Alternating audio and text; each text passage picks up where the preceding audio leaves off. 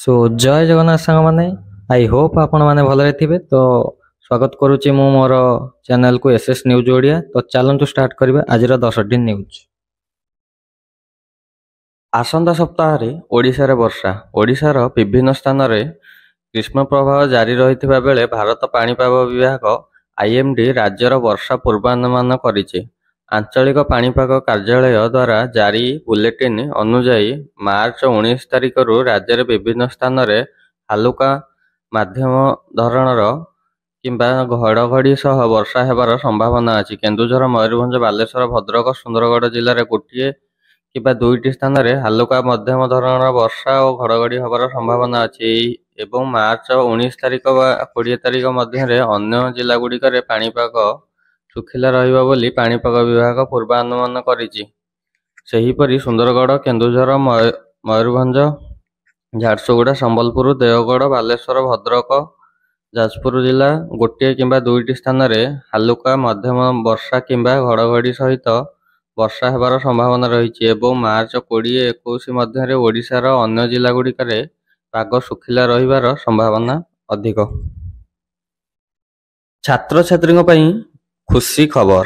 यात्रा समय भड़ारे मिलिबो 50% रियायती। कटक विधायिका सोफिया फर्तेस प्रश्न उत्तर वाणिज्य और परिवार मंत्री विभूतिभूषण जेना कहिसंति जे मुख्यमंत्री मो बस सेवा अधीन रे पंचायत क्लब बा 5 टंका एवं जिला सदर महकुमको 10 टंका भड़ा निहाती अछि। एहा सह राज्य परिवहन निगम बस्त्र छात्र मानकु 50% रिहाती मिलिबो। एही व्यवस्था सर्वजनीन परिवहन सेवा व्यवस्था करा जाउथिबारु छात्र छात्री पई उल्लेखनीय सबु सुविधा प्रदान करिवो। राज्य रे ताती रेकर्ड। संबलपुर रे 42 डिग्री सेल्सियस। राज्य रे ग्रीष्म तापमात्रा रेकर्ड भांगिछि। शनिवार संबलपुर रे तापमात्रा 42 डिग्री सेल्सियस रेकर्ड होइछि, जहा राज्यर सर्वोच्च झारसुगुड़ार 41.8 डिग्री, राउरकेलार 40.4 डिग्री, हीराकुद रे 39.6 डिग्री एवं भुवनेश्वर रे 38.4 डिग्री तापमात्रा रेकर्ड होइछि। पाणीपाग विभाग अनुसार संबलपुर, झारसुगुड़ा एवं कलाहांडी पई रविवारटा रेकर्ड अलर्ट जारी रहिछि। राज्यर अन्य अंचल रे मध्य तापमात्रा वृद्धि पाइबार प्रबल संभावना रहिछि। चलित वर्ष भारत आणिब प्रथम चिप। अश्विनी वैष्णवक घोषणा। केंद्रीय मंत्री अश्विनी वैष्णव कहिसंति जे भारतर प्रथम चिप एवं आगामी 2 वर्ष रे आउ 4टी चिप तैयारी हेबो। चेन्नईर आईआईटी छात्रीଙ୍କ सह आलोचना समय रे से कहिसंति जे भारत टेप्लान, भेस्कोडगामा एवं विश्व जेकोसी आंचलिक चिप सप्लाई करिबारे से कहिसंति जे भारत वर्षमान 5 सेमी कंट्री रे प्लान निर्माणाधीन अछि। एआई युक्त कृषि क्षेत्र रे सहायताकारी बोली से महाराष्ट्र रे जणे कृषक उदाहरण दैछंती। सरकार एआई विकास पई 10,000 कोटी टंका दबार कहिछंती। 2 दिनिया दिल्ली गस्त रे मुख्यमंत्री मोहन चरण माझी। शनिवार ठारू 2 दिनिया दिल्ली गस्त रे मुख्यमंत्री मोहन चरण माझी। एही ग्रस्त अवसर रे केंद्रीय मंत्री को भेटी पारंती मुख्यमंत्री। एही ग्रस्त रे मुख्यमंत्री दिल्ली हेबाकु थिबा सरकारी एवं बेसरकारी कार्यक्रम रे शामिल हेबार कार्यक्रम रहिछि। युद्ध बंद पई चालुची उद्यम। पुतिन सह कथा हेले ट्रम्प। 3 वर्ष धरी चलिथिबा रूसिया यूक्रेन युद्ध विरति आसीपारे। अमेरिका मध्यस्थरे उभय देश 30 दिन वितरण सहमतरे होइछंती। अमेरिकार राष्ट्रपति डोनाल्ड ट्रम्प रूसियार राष्ट्रपति भ्लादिमीर